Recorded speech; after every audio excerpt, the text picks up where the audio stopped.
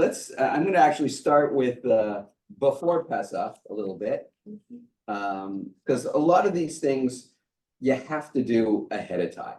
Like any, if you're planning a dinner party, you got to plan ahead. If you're planning a travel, you got to plan ahead. If you want to have a really successful Seder, you have to plan ahead and think about who's going to be there, because who's going to be there should inform what's going to happen. Okay. So let me ask a basic question. Where do you normally hold your Seder?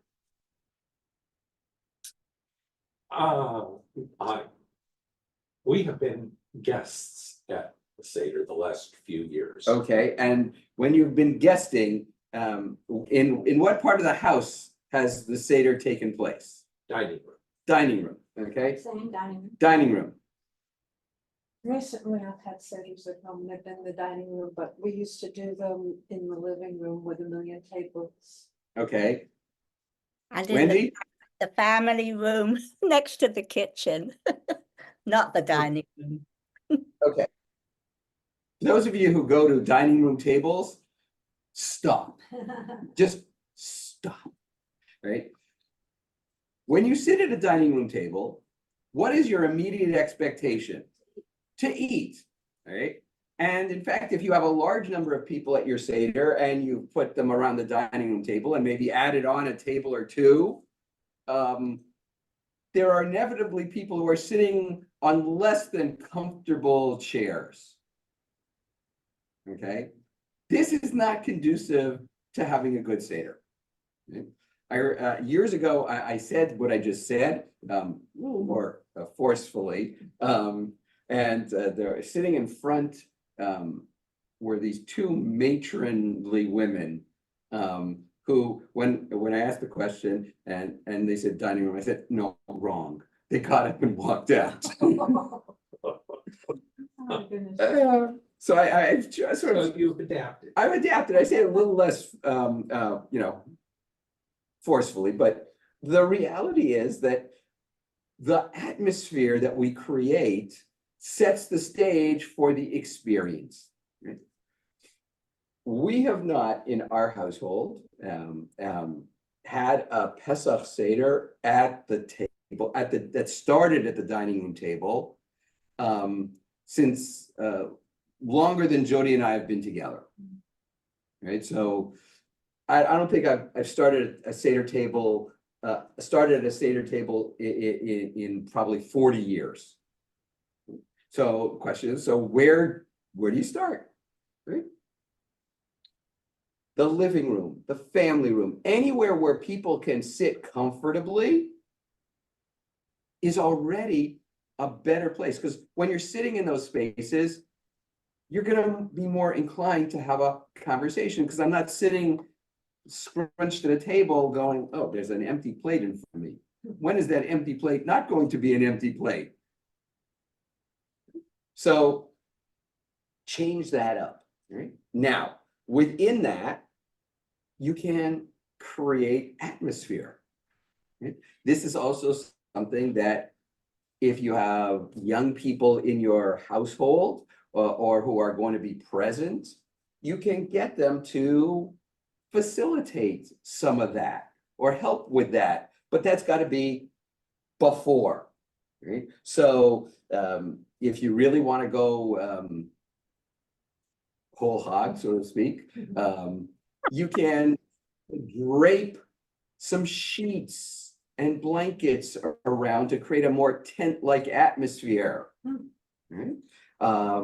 You can have some of the young guests make decorations or things that sort of evoke a more wildernessy environment.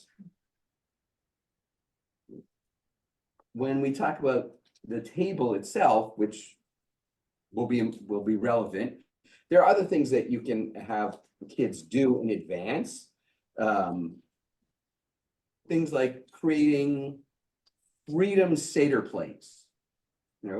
Have them you get a, a paper plate or a plastic plate and you cover it with some paper and have them decorate it. Right? Either with things from the Haggadah as they know them, or things that talk about freedom or evoke freedom in their mind. Remember, this is all based on age and stage, right? If you have kosher for Passover products that as you're preparing, you're finishing the packaging, you can have, this is good for younger kids because you take the old packaging and you take the labels and the names and you flatten them out and you create a placemat. Right? And it's something that the young kid can use for the whole Pesach time. Okay? I'm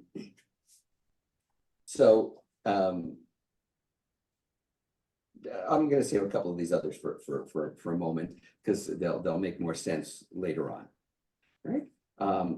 So this can be done days, weeks in advance, and for some people, if they're not proximal, they can still make these creations and bring them when they come to the Seder, and then it's like, hey, we're going to, oh, you brought this, oh, great, put it over here.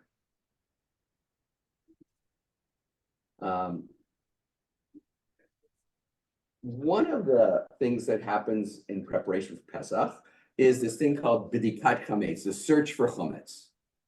Okay, and you're supposed to do it with a candle and a feather and a wooden spoon. You can do it without a candle, without a feather, without a wooden spoon. But what was the point of those trappings? It was a way of engaging the children in a ritual. So the candle can become a flashlight. And how you do it is also doesn't have to be randomized. You can, if you have, some older kids and some younger kids, some of the older ones could be the hiders of the 10 pieces of chametz, and the younger ones can be the seekers. This way, you're sort of recognizing the change in stage of the kid. You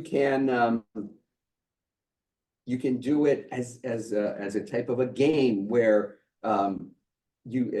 and I've seen these online where you have you print out a piece of paper that looks like a piece of bread but it's has lines on it like a puzzle, and there are 10 pieces, and the idea is that you cut up the bread, and you put a piece, and wherever you hide it, put a piece of chametz on it. And that way the kids know when they finish the puzzle, they found all the chametz. Okay. You can do it by creating clues to where the chametz might be hiding. And those are going to be very dependent on your wherever that's happening. So again, because this happens the night before the first Seder, you can export it to wherever the young people are and say, and I would even add that even if the people to whom you're sending it aren't really changing over their house for Pesach, you can still do this as a way of getting excited about the upcoming holiday.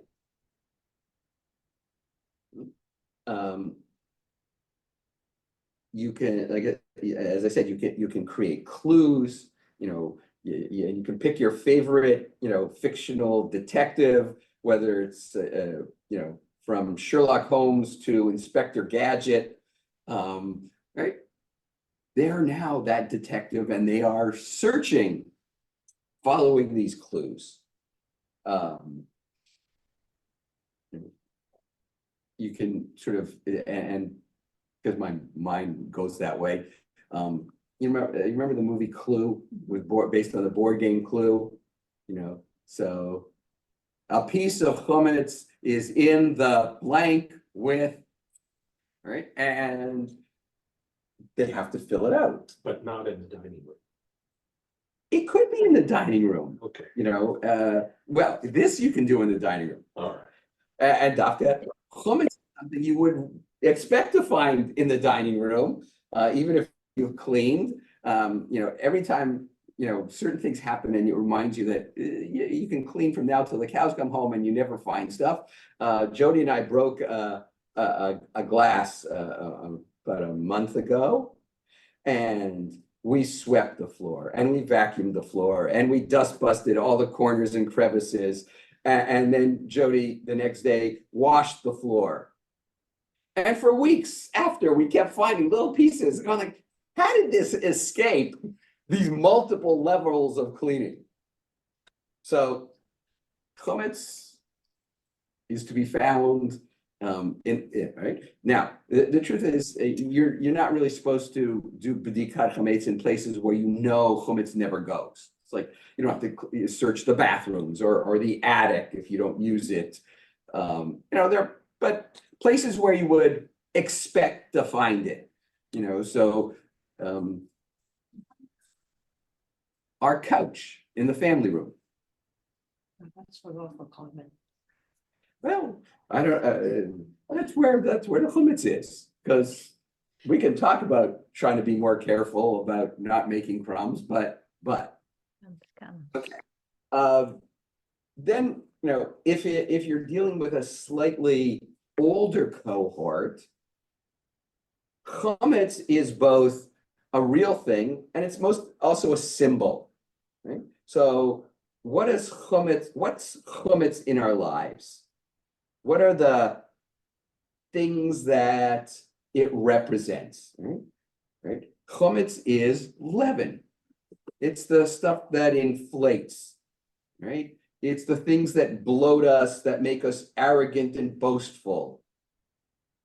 It is procrastination because, leaven requires time to sit there and ferment. And I'm thinking about that, project that I have to work on. Yeah, forget thinking about it. Just sit down and do some actual work, right? So what are some of the metaphoric ideas? And that way it can become an exercise for not just young people, but for those of us who are not as young as we used to be.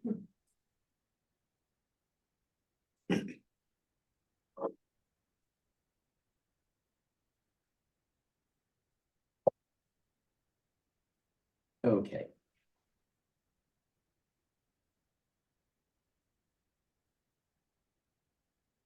We're about to get to the Seder. And I want you to think about it for a second, and then I'm going to ask you the following two questions. What was your favorite or best Seder experience? And what was your worst Seder experience? So just to get you started, I will share with you probably one of my worst Seder experiences. It goes back to when I was fairly young, and we were guests at a Seder. My grandmother of blessed memory had two of her sisters who lived in Montreal, and we went to Seder with them, and my grandmother had just my mom, but one of her sisters had two kids and their families, and then the other one had three kids and their families. So it's a sort of a big boisterous group. And we sit down for the Seder, and the first thing you do is normally Kiddush. And Dave, who's running the Seder, turns to my grandfather and says, "Would you make Kiddush for us?" And I'm thinking, oh, that was very nice. And so my grandfather makes Kiddush.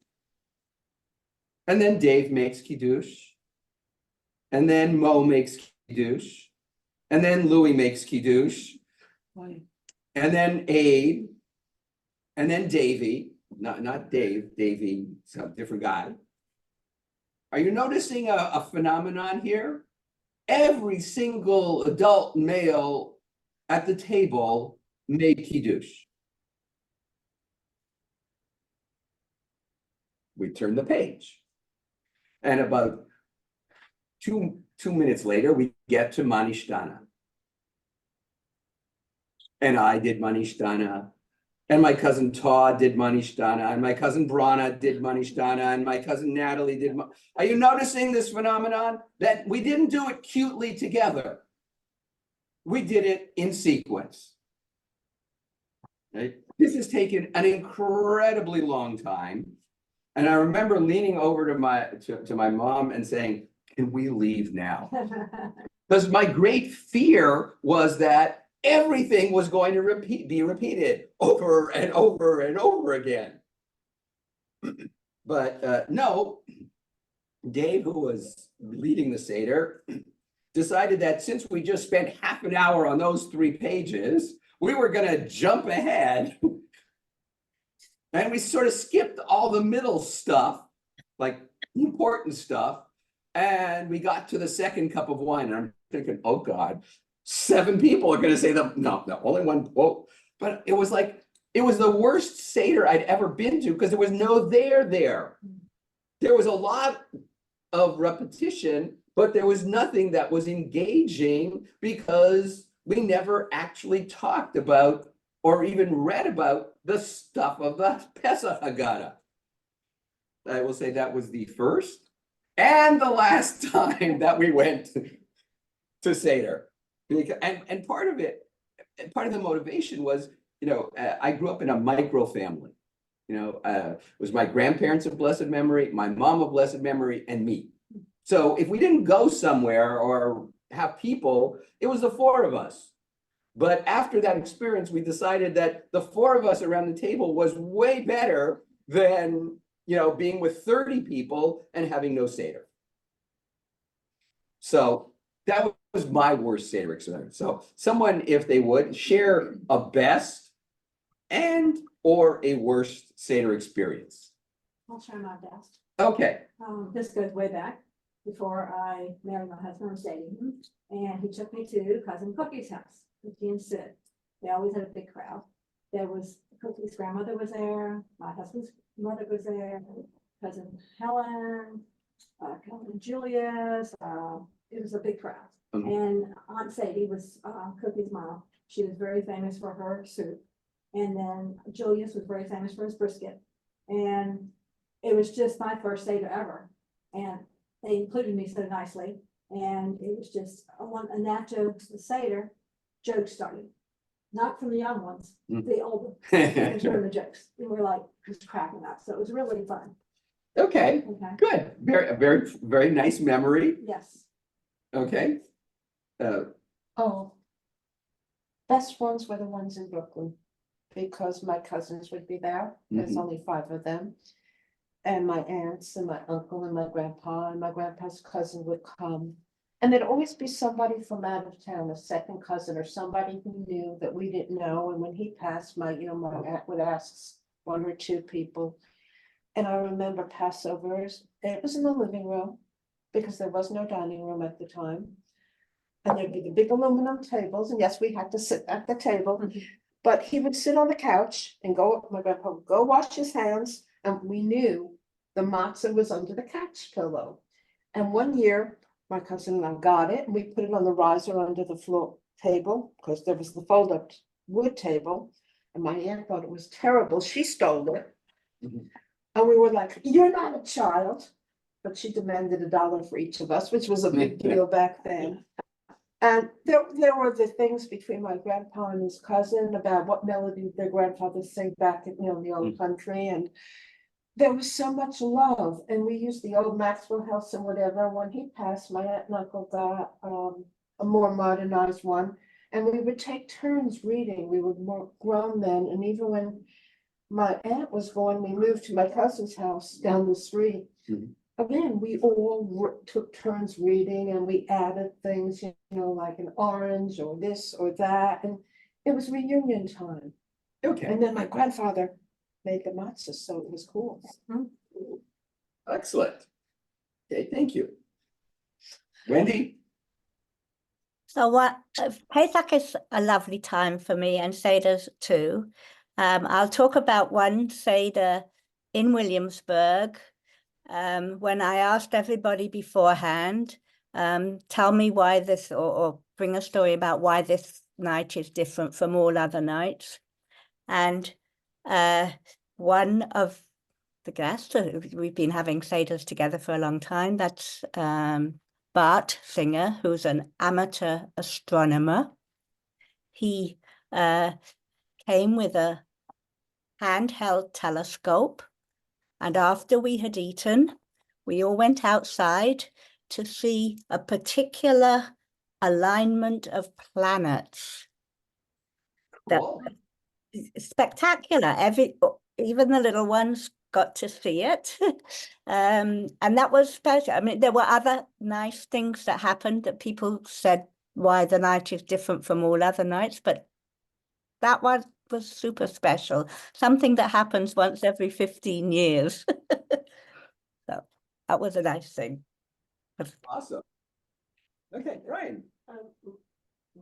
My favorite memory of a Seder was in participating in a chavurah of maybe half a dozen families, and as well as single fellow congregants. We gathered and had assignments beforehand. And in addition to ensuring that we all would participate in some fashion in the Seder, we were encouraged to be in costume, drawing from the Bible as inspiration. So it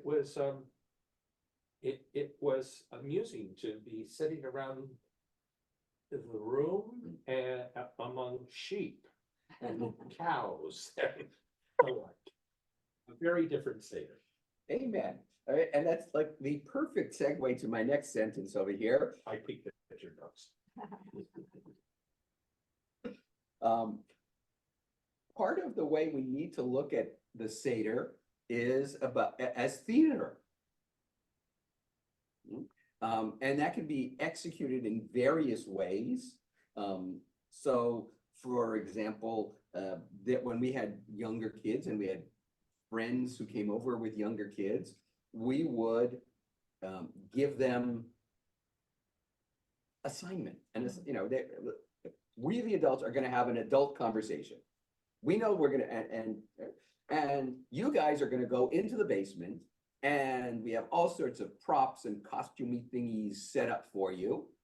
And you guys are going to tell the story of Pesach. Okay? If you need a refresher, there's a book that sort of tells the story. And we would assign like the oldest child or two to read the story to the group, and then they would come back at a certain point and they would present the Pesach story version. I don't know what, but it was their version of the story, and sometimes it hewed close to the actual story, and sometimes it got a little fanciful, depending on what else was in the background of, so I remember one year when, we were in the throes of Harry Potter, Moses is standing by the sea and he waves his staff and magically he parts. It's like, okay, it's a little Harry Potter meets the Bible, but okay. But they got, so everything sort of feeds into this, but it also gives them a focus and a reason, and it pushes them to actually review the story, because you can't tell something that you don't know. And the Haggadah, for all of its incredible content, never tells the Pesach story. Right? There's some more modern contemporary Haggadot that have done that, but the traditional Haggadah and most Haggadot that are built upon it don't ever tell the story. There's a presumption that the audience, quote unquote, knows the story. Right? In the same way that the show Wicked assumes that you know the story of Alice in what, not Alice, Wizard of Oz. The Wizard of Oz, thank you. Right? If you don't know the backstory, then Wicked doesn't work nearly as well. But if you do, then I can start not at the story baseline, I can start over here with the quote analysis and build on, which is what the Haggadah does. Okay, so think theater. Right? So we've got a stage that we started to set with all sorts of props, right? Pillows. Pillows are really big. When we had, we used to bring to our living room, dining room, family room, whatever, wherever it was, we would bring every beanbag chair in the house because the kids would flop on them. And that sometimes one per beanbag, sometimes multiple kids on beanbag chairs. My kids had, starting with Sarah, had this very large stuffed bear. It used to lie flat, right? And he would come and they would pile on him. And there was like, who gets dove tonight? Anything that creates a comfortable place. Pillows, like I said, very cool. And if you want ahead of time, you can get some cheap pillow covers, like pillowcases, and decorate. Do a Pesach scene on your pillow. Do anything springy or Pesach-y, and bring the pillow, or at least bring the pillowcase, and we'll put a pillow in it, and you can lean on that during the Seder. Encourage permanent markers. Otherwise, when you go to wash it, you will have a rainbow effect on everything that's in there. Okay. Now, as it happens, our Seder theatrical production is a musical. And there's an order to it, like any theatrical show. So normally when a show starts, you get an overture. And the overture is a little taste of all the things that are coming up musically. Right? Well, we don't quite do that, but we do start with Kadesh, Orchatz, Karpas, Yachatz, which is all the steps of the Seder that we sing to sort of map out where we're going to go. Two things with this one. One, you can invite people to create little signs or something, or you can do it yourself. I have a set of hats, like white painter hats, which say what thing we're doing and a little color or decoration to reflect whatever it is. Right? And so during the Seder, I change hats every time we go from one thing to the next.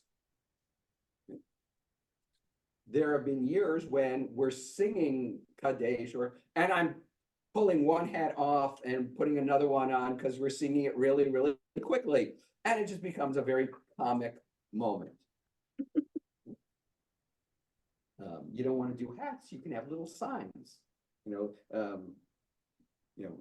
how in boxing they have someone usually scantily clad walk around with a number that tells you what round it is.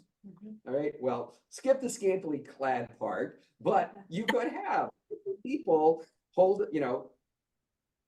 up Kadesh, wave it around a little bit, and then you get to the next one, and you can have different people doing it. And there are also hand gestures that were created to go along with the Kadesh or Chat song. So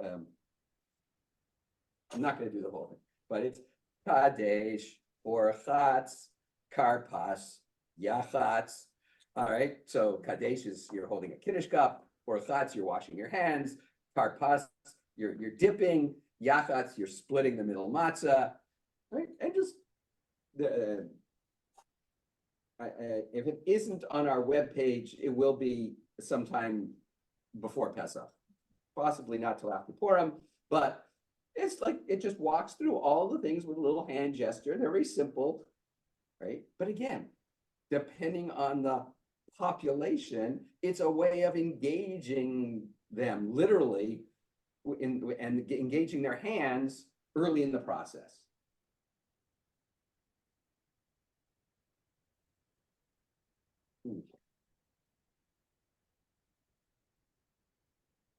I promise I'm gonna talk about grown-ups, but the next part really kind of focuses to a great degree on little people. Blocks and Legos. Okay, kids love blocks and Legos, right? So build a pyramid for us. Build something Pesach-ish. And most of the time you get fairly specific stuff. And sometimes they get a little more creative and you're going like, what is that? And then they tell you and they're like, oh, okay. You know, one year, a couple of kids made a brick oven, like they out of blocks. It was a brick oven. We had, yes, but we had, looking at it, we had, what the heck did you make? And oh, it's the oven that we make the matzah in. It's like, oh, brilliant. Never would have occurred to me, but you know, 10-year-old going like, duh.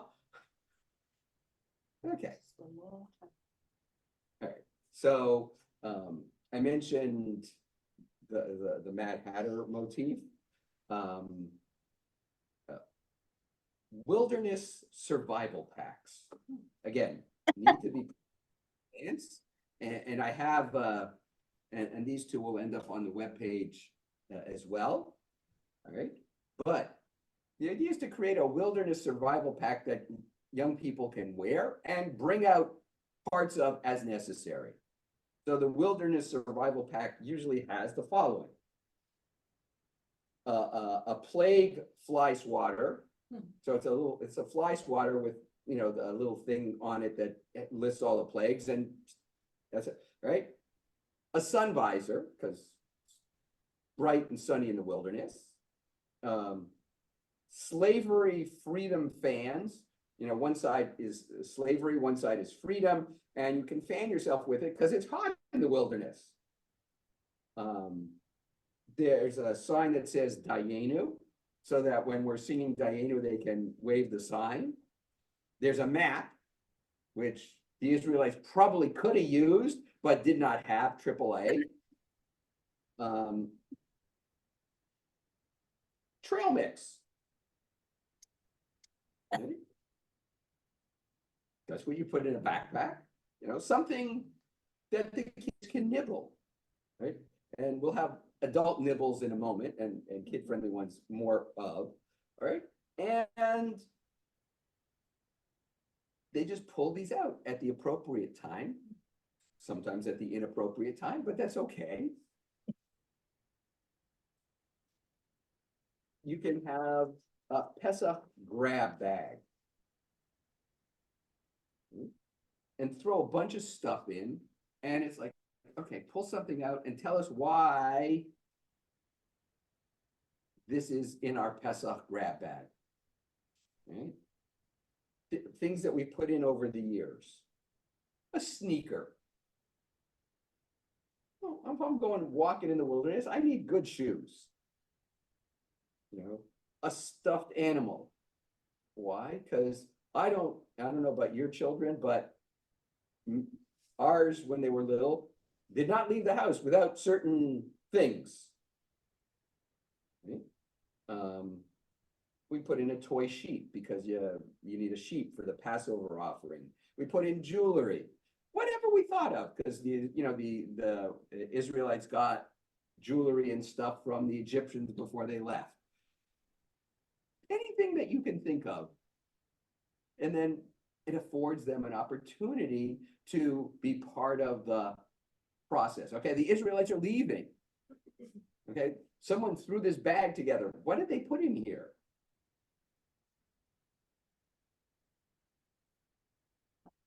Okay. So often, Pesach comes out at the same time as March Madness. For those of you who don't follow basketball, that's a thing. Okay. But I'd like to suggest that the very first Final Four is actually built into the Seder. The four motif repeats a lot, right? If I were to ask you, you'd come up with some of them just quite naturally. And so each, we say we have 4 cups of wine based on the verses in Exodus where it says, I will free you from the bondage of Egypt. I will deliver you from bondage. I will redeem you with an outstretched arm. I will take you to be my people. There's actually a 5th part of those verses, which we actually still use, but we don't think about it because we don't get to drink this cup. Who does? Elijah. That's part of why there's a Elijah's cup on the table, because this 5th verse is sort of seen by the sages as looking at the future. And Elijah represents sort of a messianic utopian future. Okay? But if you want to have a conversation, right? Those 4 verses end with, or those 4, I will take you to be my people. So what does it mean for us to have a unique, special relationship with God? What does it mean? What's the nature of us as a Jewish people, as a Jewish nation? How are we different? And why does that matter? Why is it important that we continue to identify as Jews in a society which is in many ways antithetical to otherness and seems to emphasize a homogenization and sameness? What do we even mean by the concept of Jewish identity? I'm going to guess if I asked the 4 of you, and I got some people from the other parts of the building and asked everybody what is Jewish identity, I would probably get at least as many answers as there are people in the room. More. And maybe, I think Celia's right, maybe even more.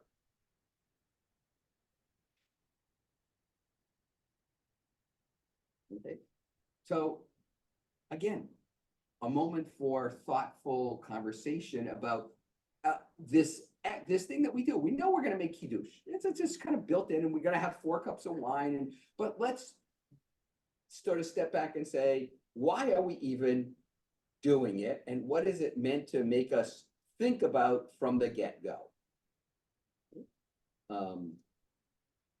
You can create cup counters for, again, this is more of a little person thing where, okay, we're in cup number 1. It's sort of like the same as the rounds of in the boxing match.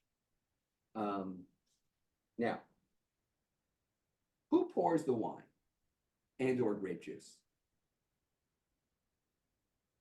Okay, first, someone who won't spill. Right, that's practical, but part of the Seder is the image of it is that we're supposed to be somewhat aristocratic.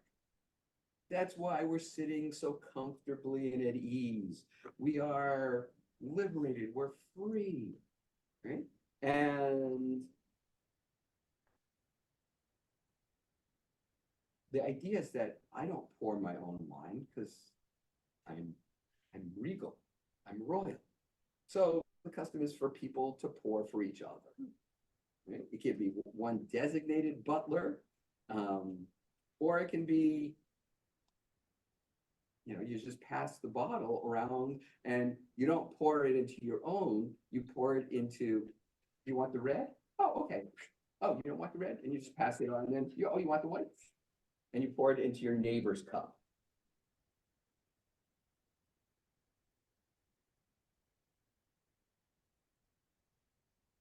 Okay. You ever tried drinking while reclining to the left? Wine on the front of whatever you're wearing? So, you ever wonder why we do that?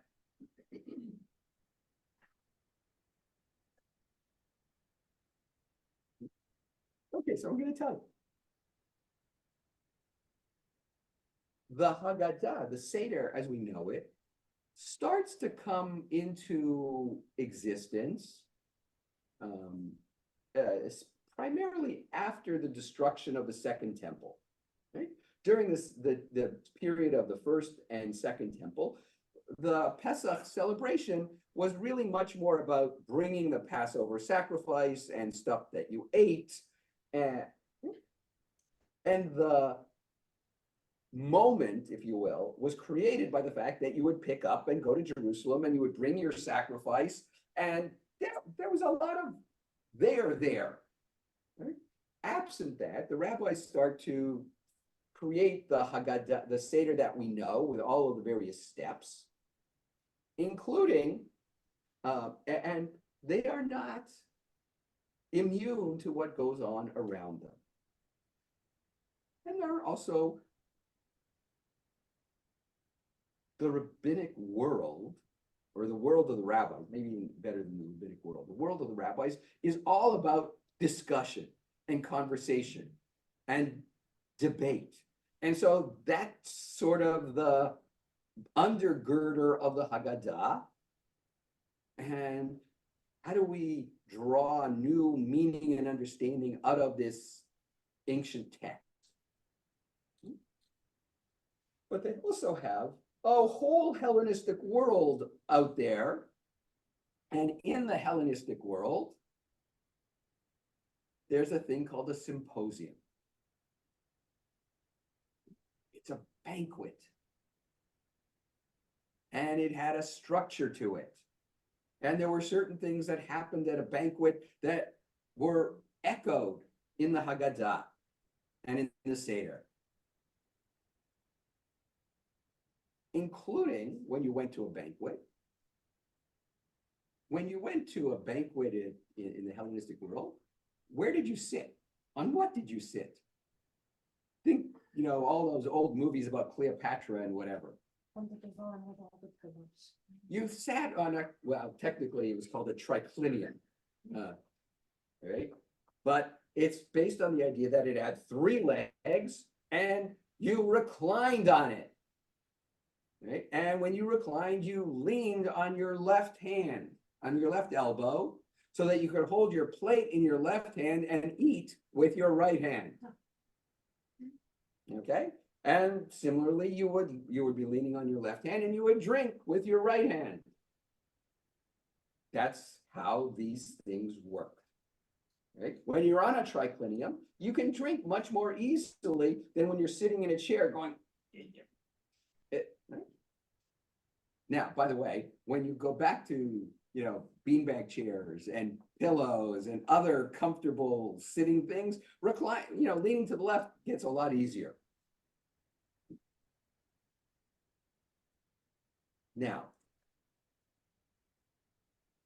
in the 12th century, a German rabbi named Eliezer ben Yoel wrote, "Leaning to the left is obsolete and no longer binding." Why? Because he's sitting at the dining room table in a perfectly normal chair, and reclining to the left just wasn't working. So the question becomes, do we jettison something because it made sense in its original context, but not anymore? Or do we give it new meaning by creating a mechanism by which it works? Right? Those are the two choices, and I think they're both equally legitimate, because if you just do kiddush and drink the wine and you're not leaning to the left, it's okay, right? There are traditions with a capital T, and there are traditions with a little t. Tradition with a big T would be, you need to make kiddush. Tradition with a little t would be, you recline to the left when you drink it on Pesach. Right? Tradition with a little t is, oh, we have to use that Kiddush cup. That's tradition with a little t. Now, I will say that the challenge sometimes in the Jewish community is those get confused, and tradition with a big T supersedes tradition with a big T. But tradition with a big T is really the essential piece, and tradition with a little t is just how we, in our little community or family, have chosen to do it.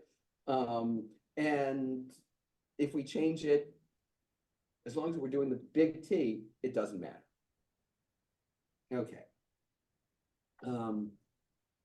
Part of the purpose of Kiddush is to emphasize that we are creating a moment of holiness. Right? That's the root of the word. Kadesh means holy. Right? When we make Kiddush, we're asserting that this moment, when we are all together, is a moment of holiness because it brings us into encounter with God.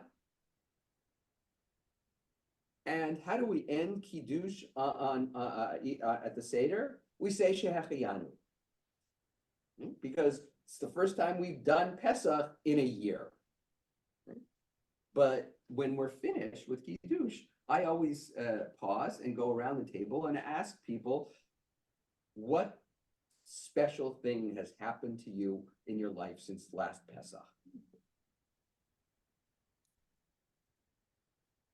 Sometimes it's, people will share things that we know, but oftentimes, especially if we have guests that we are not as familiar with, they will share stuff that we knew nothing about. And when some of the kids share stuff, it's very intriguing, both, how much they remember of the past year and what stands out for them.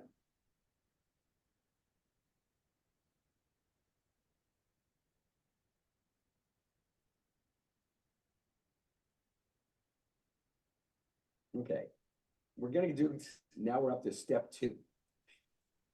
All right, so we did Kadesh, we're gonna do Orchatz, all right? It's about connecting to the Kohanim. And again, the way we do this is we have a bowl and a pitcher of water, both of which were made by Jody's grandfather of blessed memory. And it'll come to you and put the bowl in front of you, and you'll put your hands over, and someone else will pour the water. Again, that same model of aristocracy, and then they'll hand you the towel, and then it'll move to the next person. And unlike most times when we wash our hands, we don't do a blessing here. We don't do the blessing for hand washing until later on in the Seder, because we actually wash hands twice. And this washing, in some ways, is also an echo of the Greco-Roman banquet, because they would often have the servants go around and wash the hands of the guests, and they would use snow that they had brought from the top of Mount Hermon or wherever they found a high peak. Right? So the servants would come and put this beautiful white snow over your hands so that you would wash, right? Because then they served the snacky stuff, right? And in the Greco-Roman banquet, the snacky stuff was always very salty. Why? Because what does salty stuff make you want to do? Drink. And what would you drink? Wine. Wine. water was for maybe bathing. It wasn't really for drinking in the ancient world. So you drank wine, or in some context, you drank a version of beer. Right? But in the banquet, you drank wine. So I want you to be thirsty, so you'll drink more and more and more wine.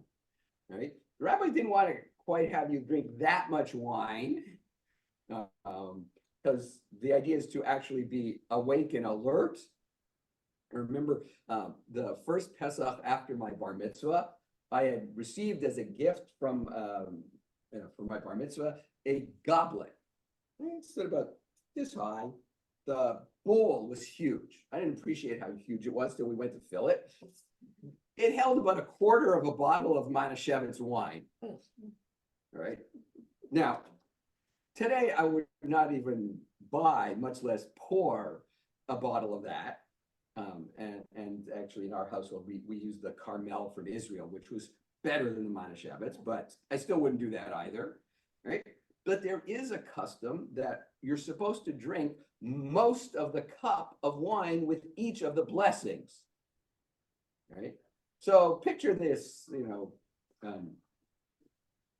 arrogant 13-year-old who's going like, they taught us in Hebrew, in religion, I went to a day school, they taught us that you're supposed to drink most of the cup.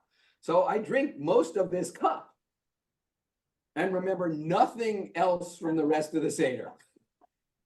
Right? So while the Greco-Roman banquet may have encouraged drinking, the rabbis wanted to mute it a little bit. So you had 4 cups, but not 4 cups, you had 4 cups.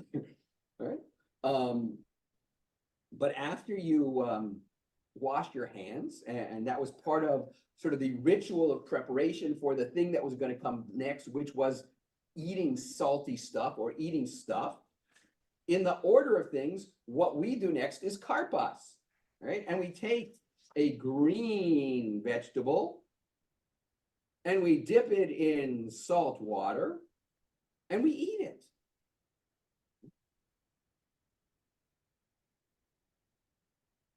Karpas is not a Hebrew word. It's a Greek word that means fruit of the soil, or what we might call a vegetable. Okay? And so you take the vegetable that represents the earth, and you dip it in the salt water that represents the oceans and the seas, and you bring together the essential aspects of earth. And it's a reminder that we are partners with God in preserving and protecting the world, that we are stewards of the Holy One. And so we have this bringing together of earth with salt water. And then we eat a little bit of it. By the way, this year, it's a perfect time to emphasize this because the first Seder night is on April 22nd, which is Earth Day. So when I think about the Seder that I'm going to lead, part of me has got my radar open to what is unique and special in the world. What, right? So part of me is going like, okay, first night, I have to focus on this. Other years, I may go right past it.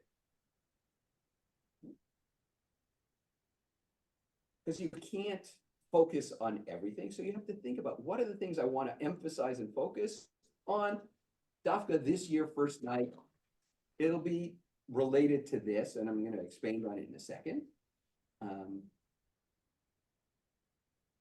Another year, something completely different.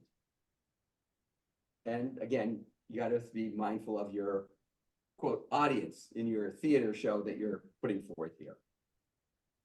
The first century Jewish thinker Philo, oh, well, actually, before I even tell you what he said, At what season of the year did creation take place? Remember that story in beginning of Genesis? What season of the year? Winter? Hmm? Would it be winter going into spring? Could be. Because there was nothing and then it became fruitful, so That is very, very thoughtful and interesting, but when do we actually celebrate creation in the Jewish calendar? in fall, when everything comes to fruit. In fall, because Rosh Hashanah is in the fall, and Rosh Hashanah is the birthday of the world. Yeah. Okay, now, Celia, you'll be happy to know that the great first century Jewish thinker Philo agrees with you. That creation was during the spring. And in fact, that idea is reflected in what various cultures call spring. In French, it's printemps. In Italian, it's primavera. Both of which mean first time or first greening. This is when the world really comes alive.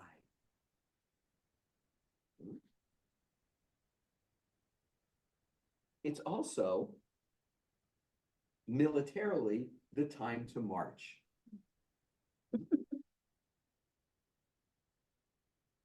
And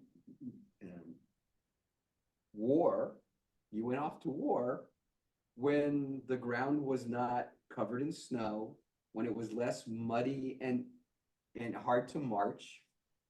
You went to battle in the spring. In Bamidbar Rabbah, Midrash on the book of Numbers, it says that the Holy One brought Israel out at the optimum season, meaning they didn't leave in the middle of winter, they left in the spring so that they could travel more easily. Right? And if you pay close attention to the Exodus narrative, you will notice that there's an incredible use of military language. The armies of God. Right? That's not a new creation as a term, that's already there. The Israelites are divided into tribes and then they are sorted into military units. And there's a structure like there is in a military, because that's how you have to function. So the rabbis are tapping into pre-existing motifs and they are tweaking them towards their own message. So, as I said, Dafka this year, given the confluence of Earth Day, which is a very modern holiday, and Pesach, which is the holiday of the spring, we have an opportunity to sort of emphasize that. Now, I've given you a little bit of an explanation as to why we're using salt water. If I were to ask you, why do we have salt water?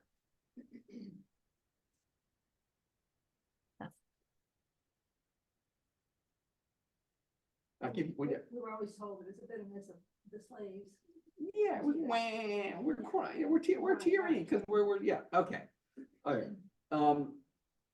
You were always taught that. You were taught that. You were taught that. I was taught that. We were all taught that. But it's just taking from what already existed. Well, go even farther. Does the Haggadah actually ever mention that? No. No. Right? It's like Christmas being put at the solstice because if you can't beat them, join them, and then twist it. Or sickness and Shavuos or on Canaanite holidays. Irrelevant to our conversation at the moment. And you can't really say that about Shavuot. By the way, you can't say that about Pesach and Sukkot. more so. But this whole idea of tears is sort of trying to explain why we do salt water when we no longer remember why the salt water was there. When the rabbis introduced salt water, it was because they wanted to echo the saltiness of the snacks that were at the symposium. Right? And perhaps, if you're supposed to evoke, if karpas is the fruit of the soil and the water is supposed to represent the seas and the oceans, those are salty as opposed to fresh water, right? Tears become the reason for the explanation for salt water when we no longer have the original reason. Right? But having elicited tears as a suggestion for why we do it, because I guarantee you, if you ask the people around your table, they're all going to say the same thing. So tears are often a reminder of past events, moments of difficulty often, and it can be an opportunity to talk about memories or stories of personal deliverance, whether from illness or danger, about lessons drawn from life moments that were tearful. It can also be a positive, right? Tears often happen at joyous moments. Our emotions overflow.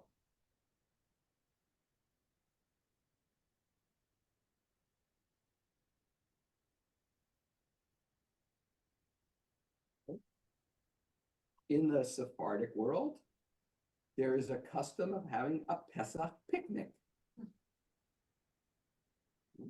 And you would do a blessing over goodly trees as part of your picnic, as a way of expressing appreciation for the verdantness that spring represents. I suppose if we lived in certain places in the world, I might even make a cogent argument for make a comfortable setting outside and do your Seder out there. Yep. If you're trying to re-experience the original thing. Now, fortunately, we have a whole holiday called Sukkot where we get to do that outdoorsy stuff.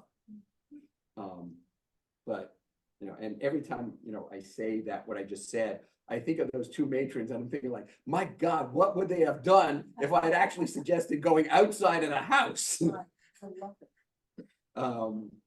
Right? Now, I will tell you that we've never done an outside the house Seder, but I've never done one, but there have been a couple of times over the years where when we do one particular thing, we've gone outside. So that's just a teaser for next time. Because we have about 7 minutes left. All right. But one thing we can do is we can bring outside inside. So we can put a flower at each person's place.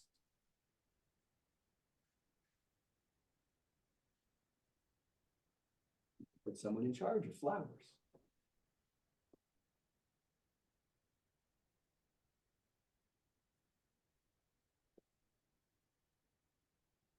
Okay. Fourth step. Yachatz. It's hide and seek. And there are two ways to play the Yachatz game. The person who's leading the Seder can hide it, and others find it. Or Yachatz can be done wherein the thing is handed over for hiding, and the leader has to figure out where it is. Right? And you can do hot, cold as part of it. You can, and it's a question of being creative. You know, in some households, the leader will tuck it sort of behind them on their pillow. Yeah. But if you get up, that's it. It's right? Or if you aren't paying close attention, someone will sort of yank it from you. You know, that child who suddenly jumps on your lap is usually working in tandem with someone else whose job it is to snatch it behind you. Or, like I said, you can leave it such that the person who is running it banishes people and you hide it. And there are always rules about how you know, where you could and couldn't hide certain things. We did this for a few years, but then we stopped. Where I would hide a bunch of fakes. You know, so I would take the matzah and I'd wrap it up in a napkin, and that would be, and then when I banished the kids from the room, I hid like 3 or 4 fakes along with the real one. And the last time we did it, we stopped because the same kid found all the fakes and some other kid found the real one. Thanks for just a napkin. Just a napkin. Gotcha. And I felt so bad that the same kid had found all of the fake ones and not the real one, that we decided not to do that anymore. But it can be a lot of fun, right?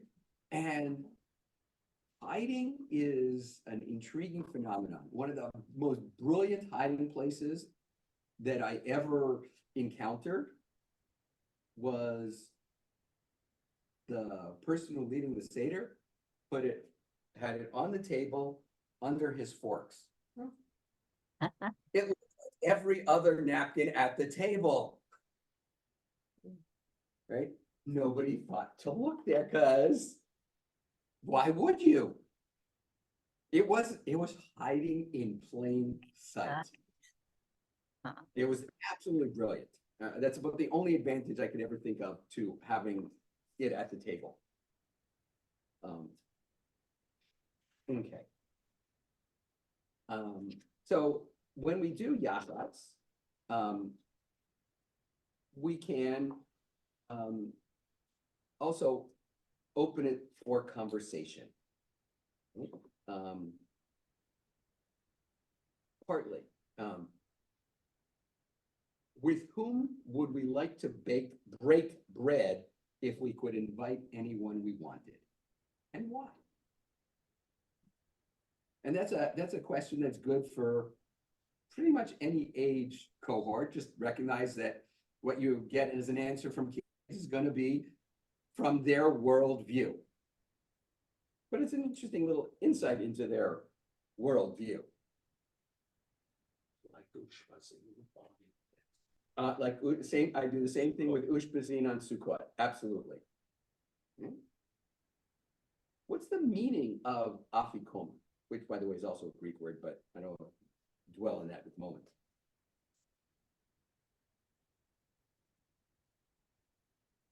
All right.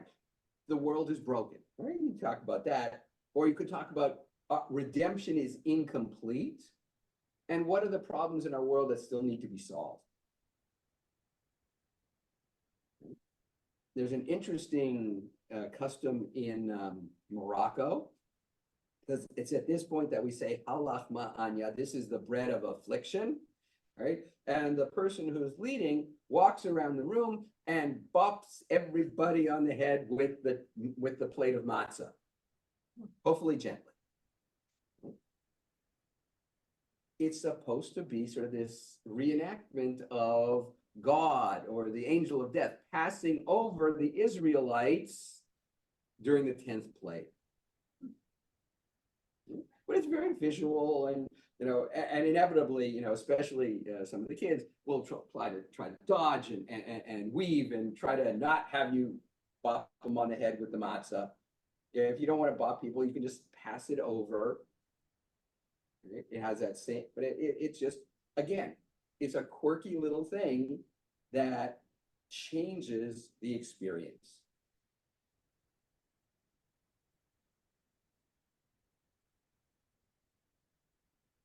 Okay. Magid is like the biggest part of the Haggadah. So I'm gonna save that to start with next time. And I promise by the end of next time, we will have made it all the way through the rest of the Haggadah, Okay. including the beating your neighbors with scallions. Fair enough. Yes. Don't sit at the table. Sit in the living room. Yeah. But please wine and dipping, that all takes place. at the Wendy, table. is it Oh, getting up there yet? I forgot something really important. All You right, can't- after we you're do, muted. after we say the blessing for karpas, we bring out crudite.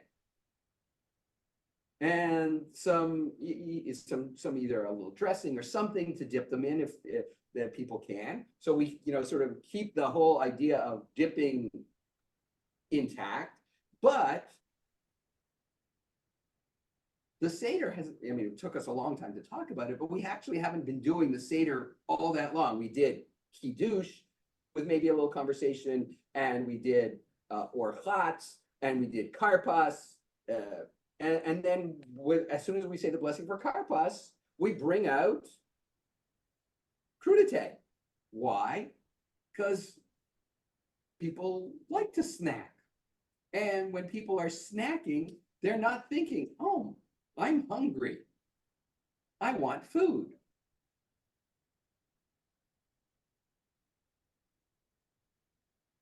And since the blessing for crudite is the same blessing that you just said for greens, you're covered. So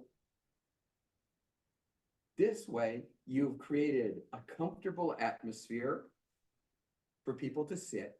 You're giving people snack so they're not hungry, which makes it easier to have and engage in conversation, right? And to answer your question, part of what we do is if you are not seated somehow or other next to an existing table in the room, like a coffee table or an end table or something like that, we bring out, the little TV snack tables. And we just put them so that people have a place to put their Kiddush cup and a little plate. And we have little plates for people to put some crudite on. We have a lot of napkins, because I will tell you, almost inevitably, something will spill.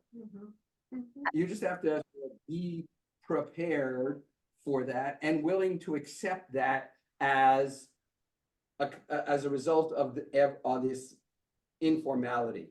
Though the reality is, I have seen many glasses of wine knocked over on tables too, so. Okay, so Ad Khan, as they say, until here, next week we pick up with Magid and we take ourselves all the way to the end of the Seder. Thank you. In our family, we have new potatoes for karpas. That's very Russian. Very Russian, yeah. Well, but think about it, if you were in the old country in March, all right, a green vegetable was not a thing that you saw, No, but you had a potato. So there are lots of families that still use potato because that was what the tradition was from the old country, where nobody ever saw a green vegetable, sometimes at all, but certainly not in March or April. This is the next class because I'm volunteered to help with Chrome bags. Okay, well, it would